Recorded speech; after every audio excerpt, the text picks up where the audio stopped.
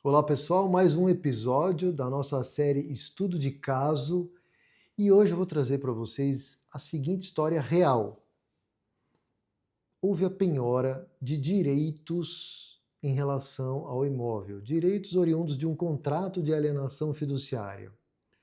Esses direitos foram leiloados, valendo lembrar o seguinte, uma informação muito importante que vai impactar todo o desenrolar do processo e da compreensão de vocês.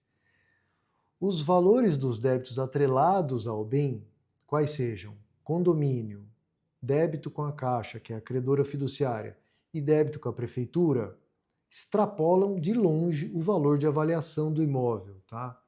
De longe. Então, só o débito fiduciário com a Caixa Econômica já é superior ao valor do imóvel. Nós não precisamos entrar aqui nos detalhes do quanto, né, exatamente significa a dívida, porque fato é que a conta não fecha. Esses direitos foram leiloados, né, direitos atrelados a um contrato de alienação fiduciária, tudo foi feito corretamente, de acordo com o processo. Houve, né, surpreendentemente, uma arrematação, só que depois, ao longo do processo, a juíza suscitou ali aspectos que, na visão dela, não deveriam dar continuidade à expropriação e, com isso, ela anulou, ela cancelou a arrematação e determinou, né, ao leiloeiro que devolvesse o valor da comissão e restituiu o dinheiro do lance para o arrematante. Tendo em vista, inclusive, todo esse cenário, porque foi gerado ali no processo uma discussão que, na verdade, ela deveria ter sido endereçada antes no processo, mas ela acabou acontecendo depois, a respeito de para quem vai o dinheiro, se o imóvel vai ou não ser quitado, e isso, gente, só abrindo um parênteses aqui para vocês. Não, embora não seja tão adequado, na minha opinião, é comum de acontecer essas questões serem endereçadas depois do leilão. E isso gera uma dor de cabeça para as partes, para o arrematante, para todos os envolvidos. Mas enfim, o fato é que nesse caso concreto, essa discussão aconteceu depois que a arrematação foi feita e a juíza, por opção dela, né, e eu tenho a minha leitura aqui, embora seja uma leitura crítica, de discordância em relação à postura dela, mas ela cancelou a arrematação e determinou a realização de outro leilão. E isso foi feito.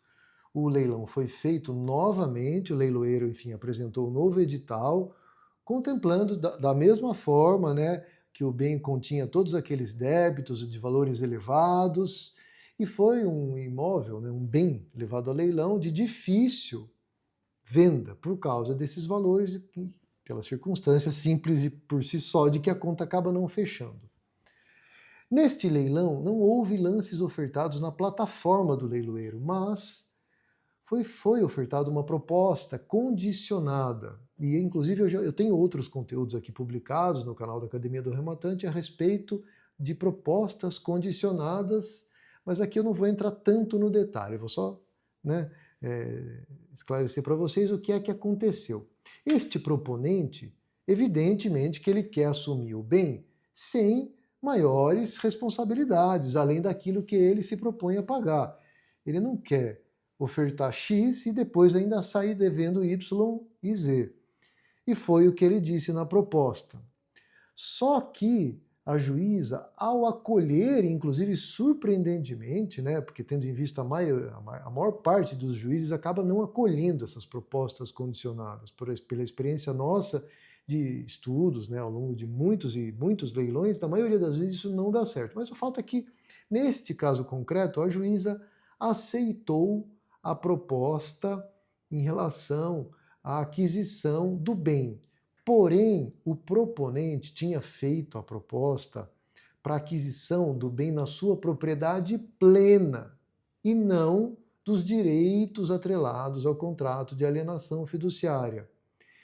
E a juíza, ao acolher a proposta, ela disse que os débitos de condomínio e IPTU não seriam de responsabilidade dele, proponente, uma vez que aplica-se o entendimento, né, da aquisição de natureza originária, que ela seguiu, né, vale lembrar que não são todos os juízes que seguem esse caminho, mas ela adotou essa linha de entendimento.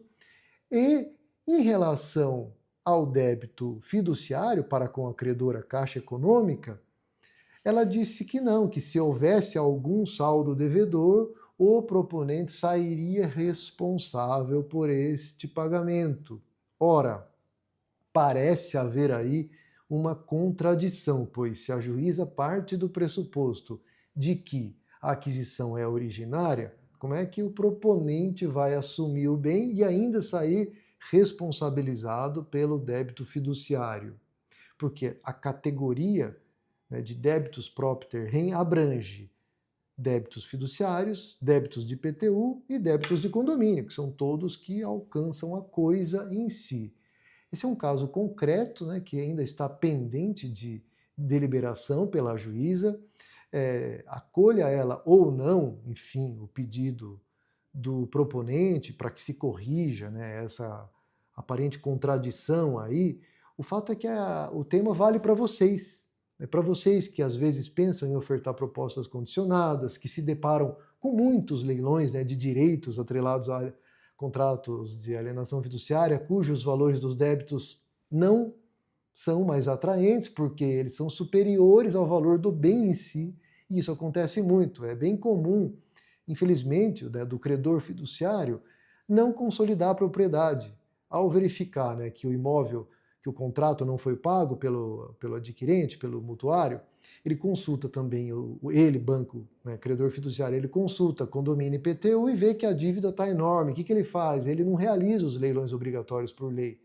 Porque se ele assim o fizer, o risco dele ser incluído ali como executado na execução de condomínio e na execução fiscal da prefeitura e de IPTU é muito alto. Então eles acabam, né, nada fazendo. E isso não é saudável, porque paralisa a economia, prejudica a coletividade condominial, prejudica os proponentes que querem arrematar e não conseguem, o processo fica se eternizando ali, sem solução, e isso não é interessante para ninguém. Espero que tenha apreciado o conteúdo, deixem aí seus comentários, sugestões e continuem com a Academia do Arrematante, sempre para arrematar imóveis de maneira estratégica e lucrativa.